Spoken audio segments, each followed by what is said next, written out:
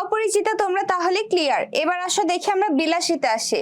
বিলাসী কার লেখা ছিল? বিলাসী লিখেছিলেন শরৎচন্দ্র চট্টোপাধ্যায়। অসম্ভব সুন্দর একজন রাইটার, যে কিনা সমাজের খুব বাস্তবিক চিত্র এত সুন্দরভাবে আমাদের সামনে তুলে ধরেছেন যে মনে হয় তার লেখাটা মনে হয় কি যেন একদম চোখের সামনে সেই দৃশ্য, তিনি যেই দৃশ্যটা লিখেছেন সেটা পড়তে গেলে মনে হয় চোখের সামনে সেই দৃশ্য আমরা দেখতে পাচ্ছি। ঠিক আছে, তার লেখা এত সুন্দর ছিল এবং এত সুন্দরভাবে তিনি চরিত্র ফুটিয়ে তুলতে পারতেন, চরিত্রের বিবরণ এমন ভাবে দিতেন পড়তে গেলে মনে হয় ওই চরিত্রকে আমি চোখের সামনে দেখতে পাচ্ছি। এই বিলাসী গল্পের প্রধান যে চরিত্র দুইটা ছিল তাদের নাম কি মনে আছে? তাদের নাম হচ্ছে মৃত্যুঞ্জয় আর বিলাসী। বিলাসী গল্পের নায়ক ছিল মৃত্যুঞ্জয় আর নায়িকা ছিল বিলাসী। ঠিক আছে, বিলাসীর ভূমিকাটাই প্রধান ছিল, এই কারণে এই গল্পের নামটাই হচ্ছে বিলাসী। এখানে দেখি আমরা কি কি আছে। বিলাসী হচ্ছে প্রথম প্রকাশিত হয়েছিল ভারতী পত্রিকায়। প্রথম প্রকাশিত হয়েছিল বিলাসী কোন পত্রিকায়? ভারতী পত্রিকায়।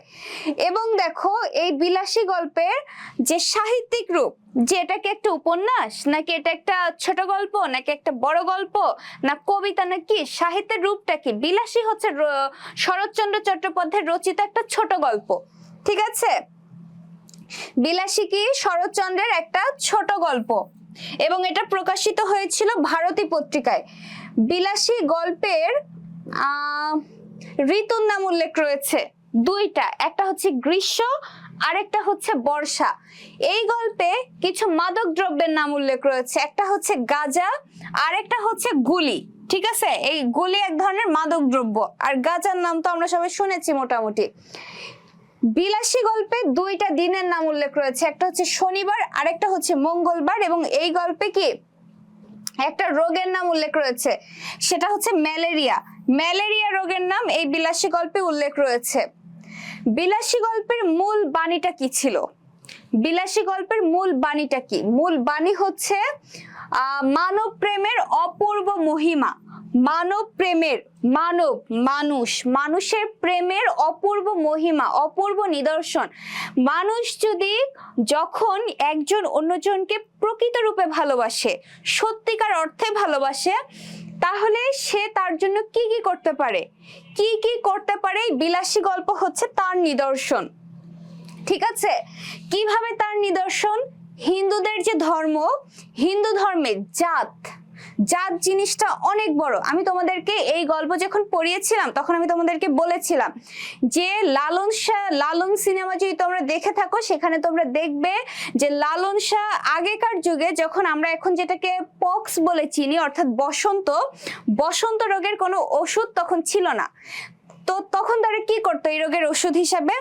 তাদেরকে যার এই পক্স বা বসন্ত হতো তাকে ভেলায় ভাসিয়ে দিত, ভেলার উপর উঠিয়ে তাকে ভাসিয়ে দিত জীবিত অবস্থায়। তাতে যদি সে কোনোভাবে বেঁচে যায় তো যাবে, না বেঁচে গেলে সে তার যেখানে যাওয়ার চলে যাবে। তো লালন শাহকে যখন ভাসিয়ে দেওয়া হয়েছিল ভেলাতে, এক মুসলমান ঘরের মেয়ে পানি আনতে গিয়ে সকালবেলা দেখেছিল তার ভেলা সেই পারে এসে ভিড়েছিল, সেখানে এসে থেমেছিল। মুসলমান ঘরের মেয়ে সেই লালন শাহকে নিয়ে গিয়েছিল তার বাসায়, সেখানে নিয়ে গিয়ে তার ভীষণ রকমের পরিচর্যা করেছিল, খাবার খাইয়ে শুশ্রূষা করে তার সেবা যত্ন করে লালন শাহকে সুস্থ করে তুলেছিল। এর ফলে লালন শাহ ফিরে এসেছিল তার বাড়িতে। সে যখন ফিরে এসেছিল তার সমাজ, তার এলাকার মানুষ, তার পরিবার তাকে ত্যাগ করেছিল। কি তার অপরাধ? না, সে মুসলমান ঘরের মেয়ের হাতে ভাত খেয়েছে।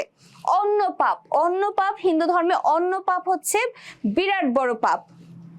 সে যে ফিরে আসলো এটার কোনো গুরুত্ব নাই, এটার কোনো কি, এটা কোনো বড় বিষয় না। সে যে মুসলমান ঘরের মেয়ের হাতে সেবা নিয়েছে, সেবা নিয়ে বেঁচেছে, এটা তার অপরাধ। তার হাতে ভাত খেয়েছে, এটা বিরাট বড় অপরাধ, তাকে ত্যাগ করেছিল। সেম জিনিসটা হয়েছিল এই বিলাসী গল্পে মৃত্যুঞ্জয়ের সাথে।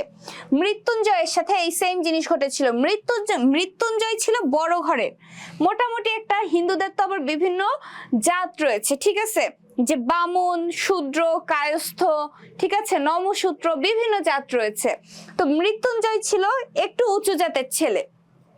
মৃত্যুঞ্জয়ের বাবা মা মারা গিয়েছিল, মৃত্যুঞ্জয়ের বেশ একটু জায়গা জমি ছিল, একটা বিরাট বড় বাগান ছিল। তো মৃত্যুঞ্জয়ের নিজের বলতে কেউ ছিল না, ছিল এক দূর সম্পর্কের চাচা। সেই চাচার আবার মৃত্যুঞ্জয়ের ওই জায়গা জমি ওই বাগানের উপরে বিশাল আকারের চোখ ছিল। এই কারণে ওই চাচা মৃত্যুঞ্জয় সম্পর্কে গ্রামে উল্টাপাল্টা কথা ছড়ায় বেড়াতো যে মৃত্যুঞ্জয় নেশা করে, সে খারাপ হয়ে গিয়েছে, এতে করে যাতে কিনা গ্রামের মানুষজন তাকে একটু সাপোর্ট দিয়ে সেই জায়গা জমি সে নিজের করে নিতে পারে। ঠিক আছে, তো মৃত্যুঞ্জয় একবার অসুস্থ হয়েছিল। অসুস্থ হলে পরে তাকে একটু সেবা শুশ্রূষা করে সুস্থ করে তুলেছিল হচ্ছে এই বিলাসী। বিলাসী ছিল বেদে ঘরের মেয়ে। এখন বেদেরা কি সমাজের একটু নিচু স্তরের বলে ধরা হয়। ঠিক আছে, এখন বেদের মেয়ে হাতে, নিচু জাতের হাতে মৃত্যুঞ্জয় খাবার খেয়েছে, অন্নপাপ হয়েছে। অন্নপাপ হওয়ার কারণে কি করেছিল, মৃত্যুঞ্জয়ের যে সম্প্রদায়ের লোকজন তাকে ত্যাগ করেছিল এবং তারা মৃত্যুঞ্জয়ের বাড়িতে উঠেছিল, সেখানে তারা বিয়ে শাদী করেছিল। তারা গিয়ে কি করেছিল, মৃত্যুঞ্জয় অসুস্থ অবস্থাতে বিলাসীকে মেরে ধরে বের করে দিয়েছিল। এই সব গল্পটা আমাদেরকে কে বলছিল জানো? বিলাসী এই গল্পটা বলেছিল মৃত্যুঞ্জয়ের এক বন্ধু, ন্যাড়া তার নাম। এই ন্যাড়ার জবানিতে এই গল্পটা আমরা জানতে পেরেছি।